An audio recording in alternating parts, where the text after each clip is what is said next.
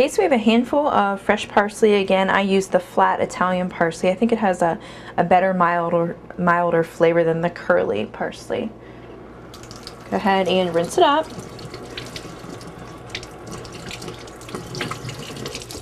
And you can just go ahead and squeeze it to get all the water out of it. It's not going to hurt it. We're going to be mashing it up with the knife anyway. Okay.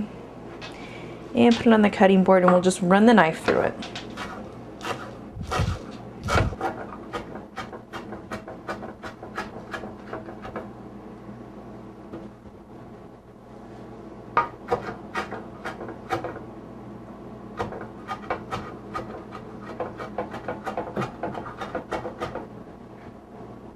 Okay, and if I left any stems in there, we'll just go ahead and pick those out. And we will run through it just one more time.